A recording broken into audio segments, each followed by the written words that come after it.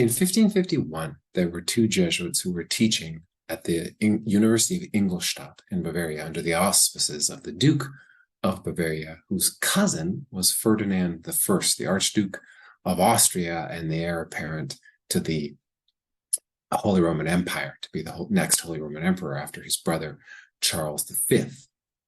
And Ferdinand wanted Jesuits to be teaching at his university, at the University of Vienna. So he requested that Ignatius take the two Jesuits who were teaching at the University of Ingolstadt and send them to the University of Vienna. The problem from Ignatius's viewpoint when this came in was that the mission to Bavaria had not come directly from him. It had come through the Pope. The Duke of Bavaria had come up with this idea that he was going to ensure that he would get Jesuits to teach at his university by making it a papal order, by invoking the Jesuit fourth vow of obedience. And so the mission had not come from Ignatius, it had come from the Pope. But Ignatius wanted to send these Jesuits to Vienna because Ignatius thought, well, sending them to the Vienna, to the Archduke, to the heir apparent of the Holy Roman Empire, this was a greater good because this was a more important city that society could do more there than it could in Ingolstadt in Bavaria. So Ignatius wanted to break his commitment in Ingolstadt in order to explore what he considered to be a greater good in Vienna. Consequently, he needed to figure out a way to get the Pope to agree to all of this. So Ignatius had to enter into a series of negotiations presenting all of this to the Pope, and he had to get the Pope to change the order. And I tell you, the letters that Ignatius wrote to the guys who, because he eventually succeeds in this, and the guys leave Ingolstadt and they go to Vienna, and this is Nicholas Godanus and Peter Canisius.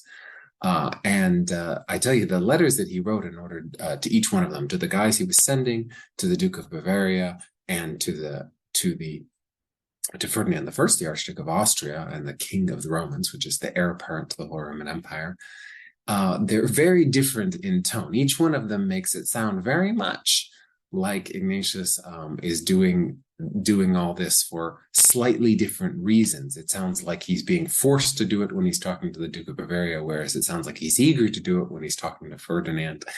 And you really get the sense in which Ignatius, far from his reputation as a former soldier, which of course is not even true, Ignatius was not a soldier. He was in fact a courtier. The only battle he ever fought in was Pamplona. But what he learned how to do as a young man was how to operate in the courts of Europe. And that is a skill that he continued to use as the general of the Jesuits when he was operating in the court, the Roman court, the papal court. And so all of these letters are a good indication of what I want to talk about today, which is the complexity of Jesuit obedience. Ignatius was wily and cunning in the way that he interacted with the papal court and with politicians and rulers and all these sorts of people. And yet I do not want to suggest that any of that cunningness, any of that wiliness of Ignatius in any way should diminish our understanding of Ignatius's sense of obedience. He was not getting out of his obedience to the Pope when he was negotiating and lobbying and campaigning and all these other things. Rather, this was the way that he was exercising his obedience. And I think that that's important for us to consider, because we need to consider that obedience in the Jesuit sense is not something as straightforward as military obedience, which is the way that we often think about obedience. We think about obedience as you must do what you're told and you can't question your orders. Questioning your orders are part of Jesuit obedience. Because if we do not question our orders, then we cannot come to the real obedience that we are called to, which is the obedience of not just doing what we are told to do, but agreeing with the order that we are given. So in order to get to that deeper obedience, the negotiation, the campaigning, all these other things that happen are important. And so I want to talk about the complications of Jesuit obedience and governance in today's lecture. And I want to talk about it, therefore, the real kind of discernment theme that we're talking about this week is the relationship between obedience and discernment, because I would like to suggest to you that history makes it very clear, something that is also evident in the rules for discernment themselves, which is that obedience is, that discernment is part of how we live obedience. We need to discern. The subject needs to discern the orders of his superior, and the superior needs to discern how to give orders. So in this lecture, we're going to talk about obedience from the perspective of the superiors, particularly from the perspective of Ignatius himself. And in that light, we're going to talk about the second rule of the first week, which says, in the case of persons who are earnestly purging away their sins and who are progressing from good to better in the service of God our Lord, the procedure used is the opposite of that described in the first rule. For in this case, it is characteristic of the evil spirit to cause gnawing anxiety, to sadden, and to set up obstacles. In this way, he unsettles these persons by false reasons aimed at preventing their progress. But with persons of this type, it is characteristic of the good spirit to stir up courage, strength, consolation, tears, inspirations, and tranquility. He makes things easier and eliminates all obstacles so that the persons may move forward in doing good.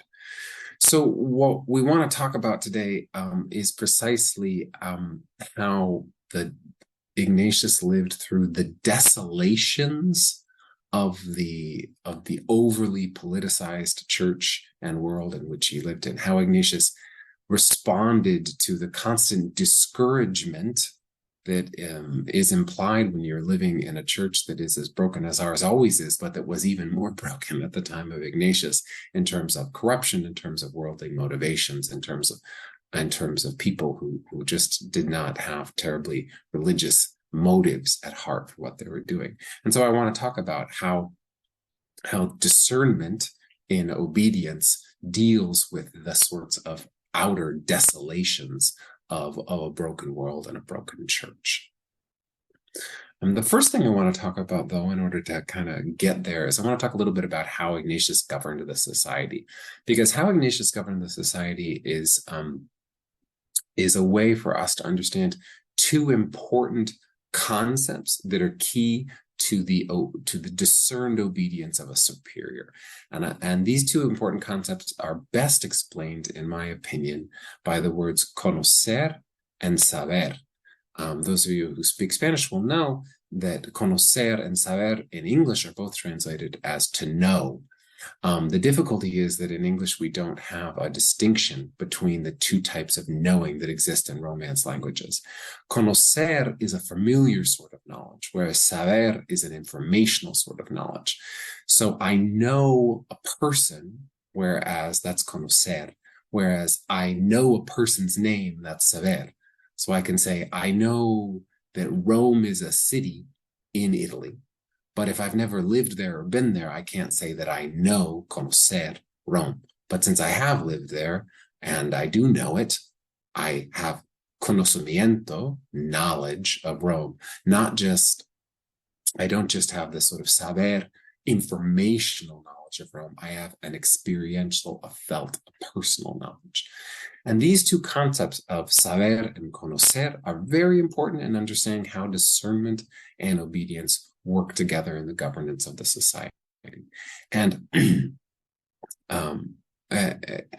so the thing I would like to start by talking about here a little bit is how Ignatius governed the society through letters. Letters were and are very important for the governance of the society, precisely because letters are a place where we get to know each other as Jesuits, where our superiors get to know us, conocer, and also where our superiors gain the knowledge, saber type of knowledge, the knowledge that they need in order to make decisions.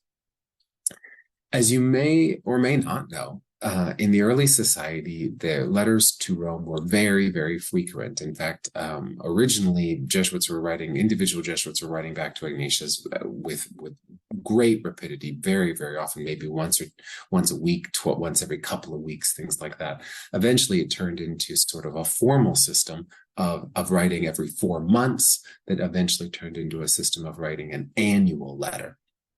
But these letters, there were always, in the early society, in Ignatius's mind, there were always two kinds of letters. There were the nuevas, the news, and there were the gobierno letters, the governance letters. The news letters were kind of about they were meant to be read not just by the superior and not even just by Jesuits. They might be read by benefactors. They certainly would be read by other Jesuits. This was a way of sharing what's going on in a given apostolate, in a given part of the world. And so this is the sort of stuff that we would share publicly in order to encourage one another and to encourage other people about what we're doing. This is the nuevas, the newsletter that we write, the public letter, so that we talk about the work in a general way.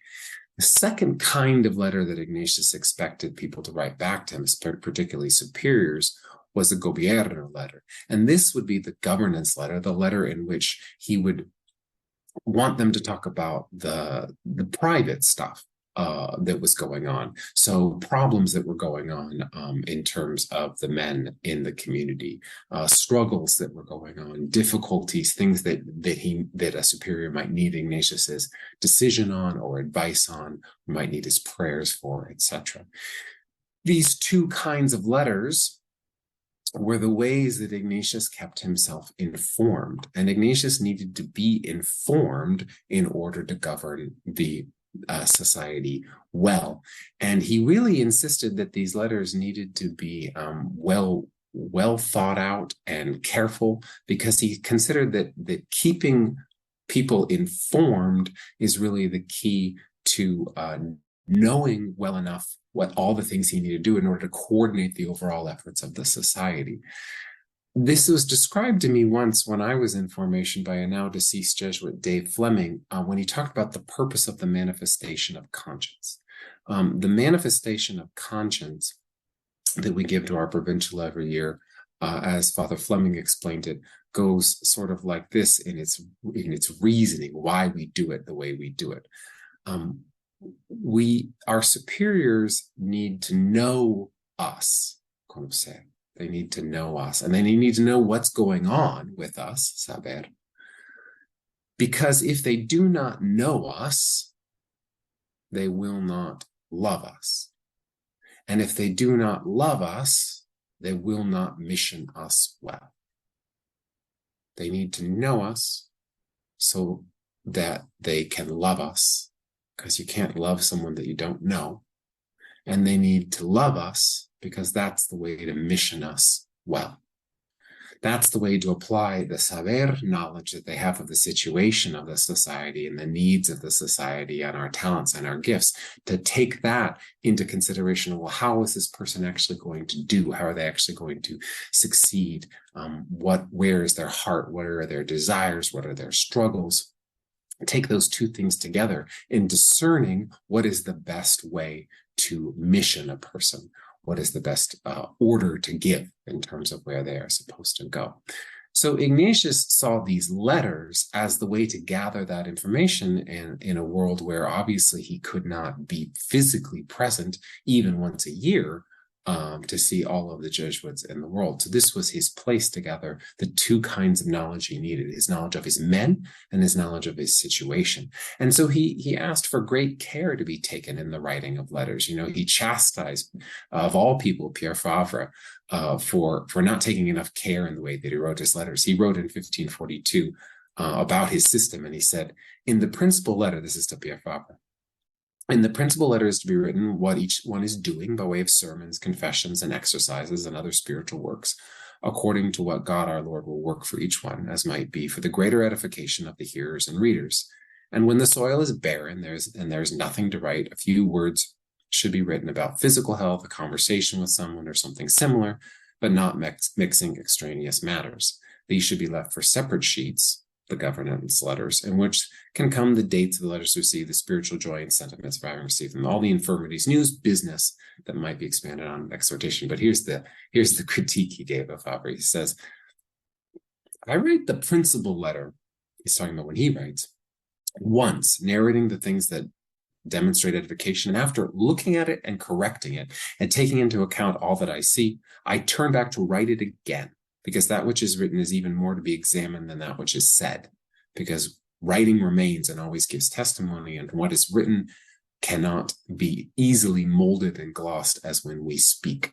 So he was criticizing Favre for not taking enough care in the writing of these letters. This is very important to Ignatius. And why is it very important? Because this is the way that we're going to share knowledge of the society, not just with fellow Jesuits to encourage them, which is of itself a very important thing, but also with benefactors. This is how we're going to tell people who we are as Jesuits and to get the support that we need.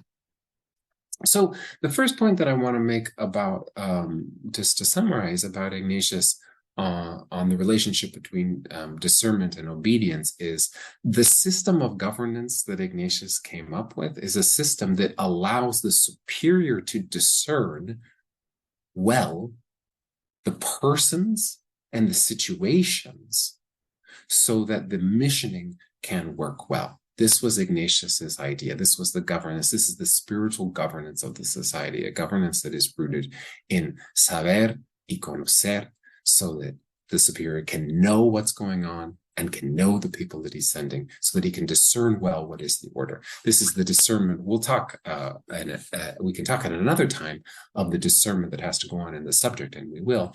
But this is a discernment that has to go on in order for the one who is the superior to govern well, in order to exercise his office well. And into this, we don't really see as much of the problem of desolation that is our discernment point for this week, but we do see some of it, because of course the difficulty that comes in all of this is that in those gobierno letters there is sort of the constant threat of giving in to frustration at the problems in the society. And there were problems in the society, problems between Jesuits and problems with specific Jesuits from the beginning.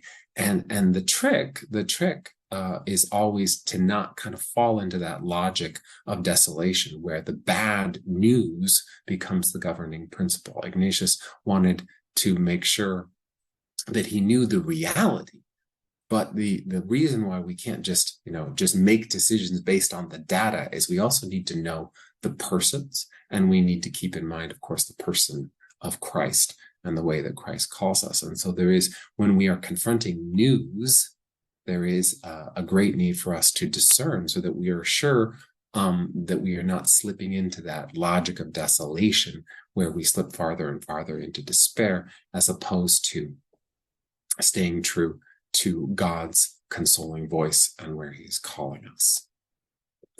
The second point that I want to make today is about Ignatius's own exercise of obedience, not as a superior, but as a superior who himself had a superior, namely, that is the Pope. And that's what I opened with today. And that's where the greater desolations occur, because of course, as you probably know, there were problems with our relationships with the popes, not right from the very beginning, but pretty early on. And in some ways, even Paul III, who loved the society well and gave the society many privileges and favored the society, nonetheless, there were difficulties because there were differences of opinion right from the start between Ignatius and Paul III about what Jesuits should be doing. And the overall point I want to make, as I've already indicated, is there was a lot of political wrangling in Ignatius's experience of the papal curia. But all of that political wrangling is not an indication that Ignatius was disobedient. It is a lesson for us in what it means to be obedient. Right from the start, we know that Paul III did not think that even before the society has been founded, Paul III did not think that Ignatius's discernment about going to Jerusalem was right. He apparently said, when they were getting the blessing of the Pope to go to Jerusalem, the first companions, "Why do you have such a desire to go to Jerusalem? Italy is a good and true Jerusalem if you desire to bring forth fruit in God's church." And I bring this up because, of course, Paul III is the one who gives the society all these different privileges. He's the one who issues the founding bull of the society, and he's the one who approves the official Latin translation of the exercises, which is important, especially given the critics of the society and the critics of the exercises who were convinced that there was some sort of heresy in that. So he gives us all the tools we need in order to work, and we. Of course, there's great reason to be grateful to Paul III. But of course, there's two things to keep in mind about Paul III. One is that doesn't mean that he and Ignatius always agreed. Ignatius fought with Paul III to keep Jesuits from becoming bishops, because Ignatius was convinced this was going to be the ruin of the society, the ruin of our way of proceeding. And right at the beginning, even before the founding of the society, he and Paul III disagreed about this mission to Jerusalem. Now we can very kind of easily and blithely say, standing at this vantage point of all these years, that Paul III in that case was right and Ignatius was wrong about Jerusalem. But the point is, what do you do with disagreements? And what do you do with disagreements when you're St. Ignatius, when not only is he disagreeing with Paul III, but all of the good things that Paul III wants to do, all the reforms he wants to do in the church, are also in the context of a man who was not saintly in his bearing. This is a man who presided at the wedding of his granddaughter right amid all of the negotiations that Ignatius was having in order to found the Society of Jesus. This is a man who had led a rather unfaithful life in terms of his celibacy, and was always very interested in advancing the fortunes of his family when he was Pope. So what do you do with that desolation, the desolation of sort of that level of corruption? Well, I think what Ignatius did was he looked to the good. He looked to where the consolation was. He looked at the reality straight on and he said, where's the good? And in particular, he said, that is an encouragement, is a reason why. Oh, well, let me put it this way.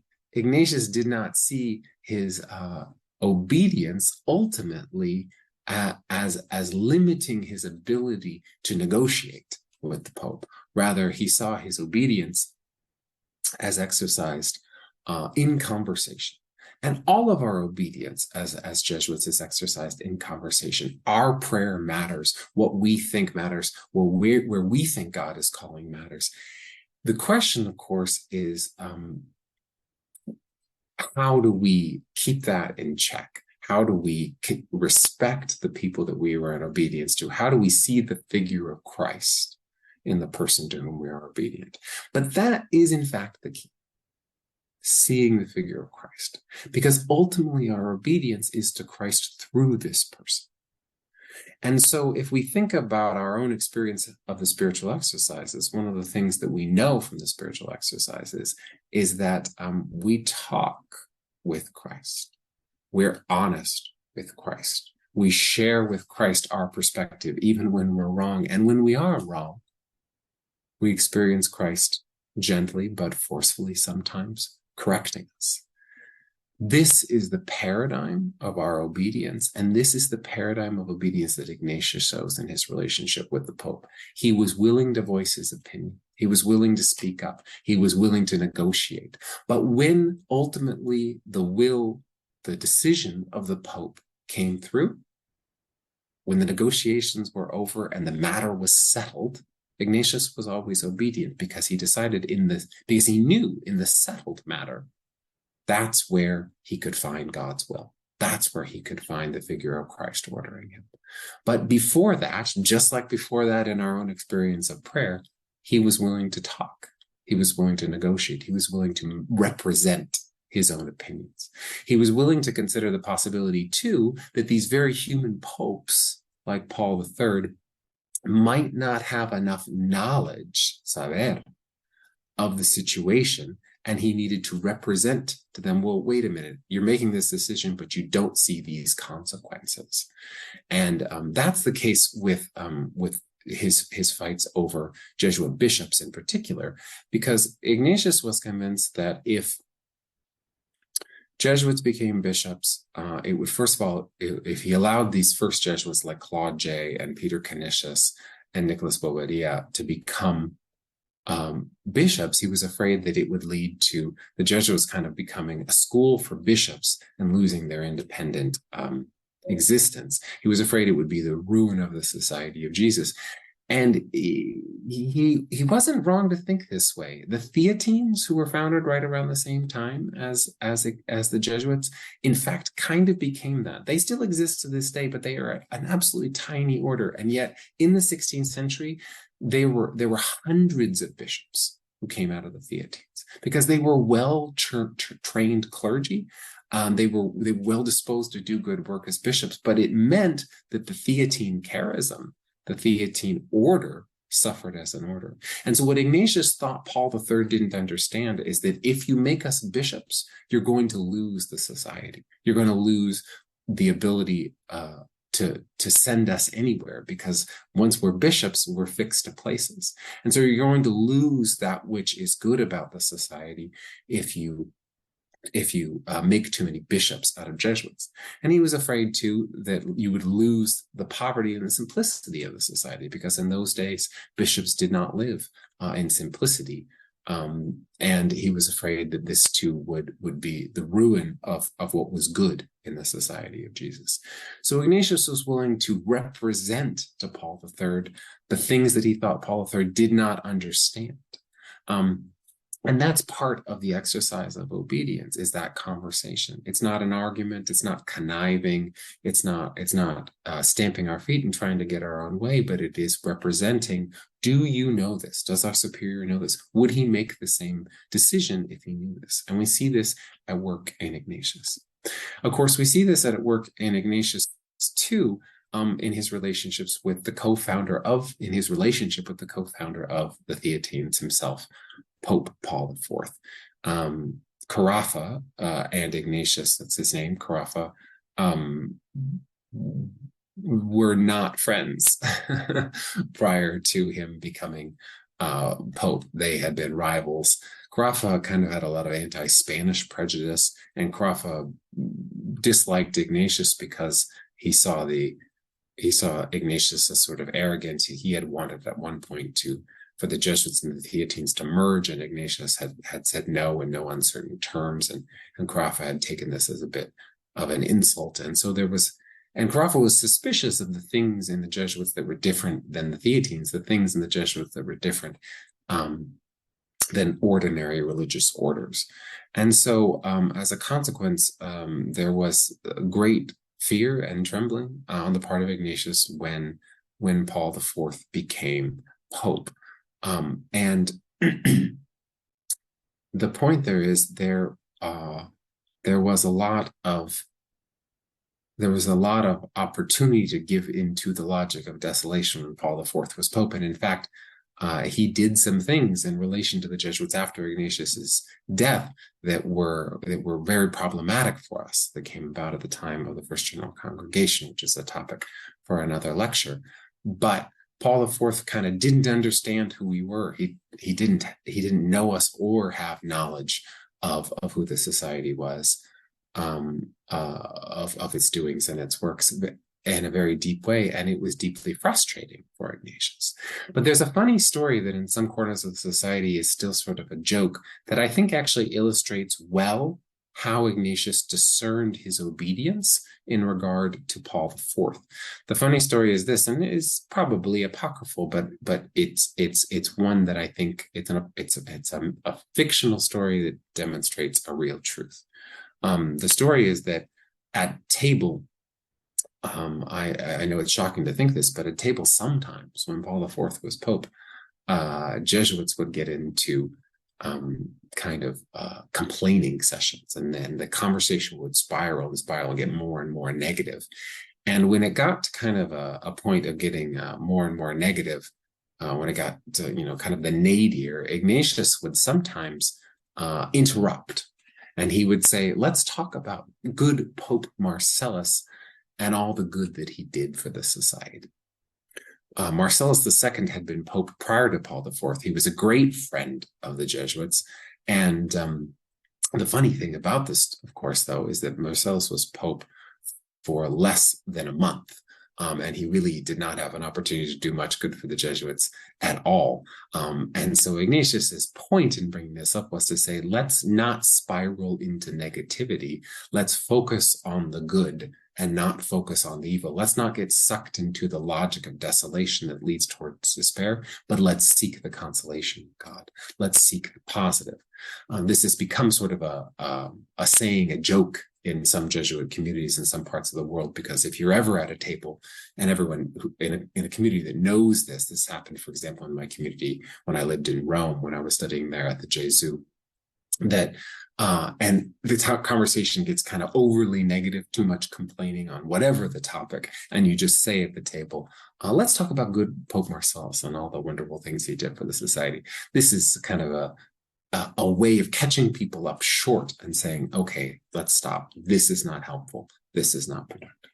And as I said, I don't really know that there's any historical veracity to this specific story. Maybe there is, but it's just a story we tell about Ignatius. But it reveals something important about how Ignatius dealt with Paul IV. In Paul IV, he was honest that it was frustrating. He said that, he trembled in his bones, apparently, he says, when he heard that Paul IV was the new pope. And he was not willing to concede on what he thought was important to who the society was, just because Paul IV didn't like those things. Ignatius did not give up the fight. He didn't stop working for the society as he envisioned it. But it's also important to recognize that he did not stop serving the church. He did not stop seeing that the will of the Pope, when issued as an order to the Society of Jesus, was the will of Christ. He saw Christ at work through the church, as corrupt as it could be and as frustrating as that experience could be. He looked not to dwell in the negative, but to look for the positive, to look for the consolation of Christ. And to do that, honestly, we need to know people and we need to know situations, so that we can discern well, not just how to follow an order, but how to come to see it as an order that is Christ's will, how to come to agree with an order. And that's the depth of Jesuit obedience. The depth of Jesuit obedience is not the kind of blind obedience where we don't think about an order or we do it no matter what. It's where we come to see how Christ is present in this order. And Ignatius models that. He models the complexity of obedience in the way that he served in the papal court, in the way that he worked with rulers of his day, and in the way that he cared for his men, where he always was interested in knowing them and knowing their situation so that he could love and mission them well. Thank you.